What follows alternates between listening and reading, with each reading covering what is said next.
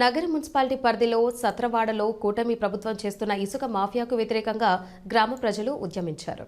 కూటమి ప్రభుత్వం అధికారంలోకి వచ్చినప్పటి నుంచి నగరి కుసత్తలి నదిలో గత కొన్ని నెలలుగా ఇసుక ఆక్రమణలకు అవధులు లేకుండా పోయాయని సమీపంలోని 8 గ్రామాలకు చెందిన ప్రజలు, గ్రామస్తులు ట్రాక్టర్లు వెళ్లే స్పీడుకి ఉక్కిరిబిక్కిరవుతున్నామని, రాత్రి పగలు తేడా లేకుండా చెలరేగుతున్నారని, ఇంట్లోని పిల్లలను స్కూలుకు పంపించాలన్నా రోడ్డు దాటి రావాలంటే భయపడాల్సిన పరిస్థితి ఏర్పడిందని మహిళలు మండిపడ్డారు.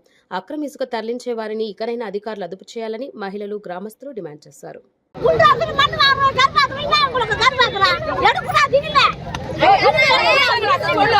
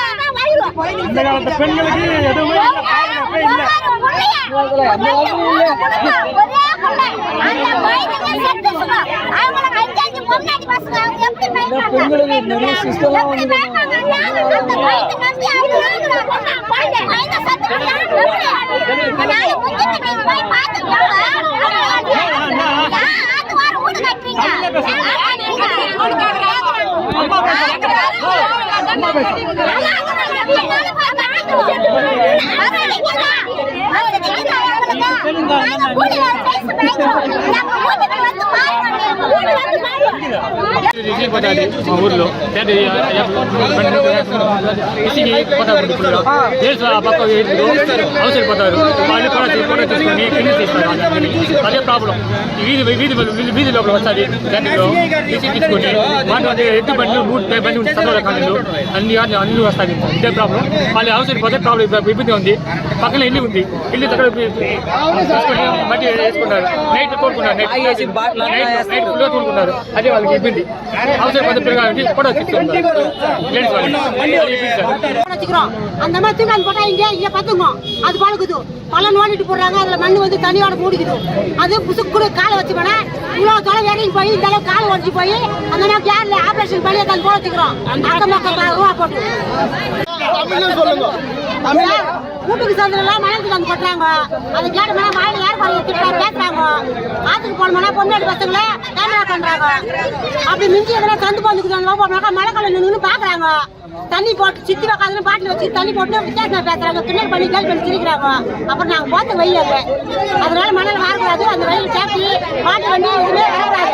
அதனால நாங்க பழம் வண்டி வச்சுக்கிறோம். இப்போ அதை மூடி வச்சுக்கிறாங்க. அந்த பழத்தை திறந்தாதான் நாங்க ஏந்துக்குவோம். இல்லைன்னா நாங்க ஏந்துக்க மாட்டோம். ஒரு வயசு 2 வயசு ஆகுது. வேண்டிக்கிறோம். நைட்டு பகல் 2 எப்பவுமே இருக்கிறாங்க ஆத்துல. எங்க பசங்க எல்லாம் போக முடியல, நாங்களும் போக முடியல. மணல் நிறைய வைக்கிறாங்க ஆத்துல.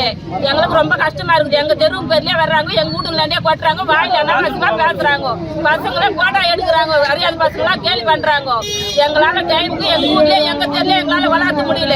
எங்களுக்கு ரொம்ப கஷ்டமா இருக்குது. எங்க டேட்டரிங் வந்து ஊர் உள்ள வரக்கூடாது. மாட்டு வண்டியிலயும் மணல் வைக்க கூடாது. எங்கன்னா வயசு எப்படி என்ன பண்றோம், எங்க ஊர் உள்ள வரக்கூடாது. வயசு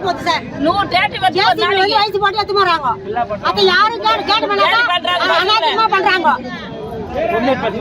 நாங்க இந்த அளவு பண்ணது கூட சாயங்காலத்துல என்ன பண்ணுவாங்களோ எனக்கு தெரியாது. அது நடவடிக்கை யாரு என்ன தெரியாது. இதெல்லாம் ஆபத்து இருந்தா கூட அது காரணம் அவங்க தான். அது நடவடிக்கை அவங்க தான் எடுக்கணும். 2 வருஷத்துக்கு ஒரு கோயின் தண்ணியில ஒரு வருஷத்துக்கு ஒரு கோயின் ஆகுது.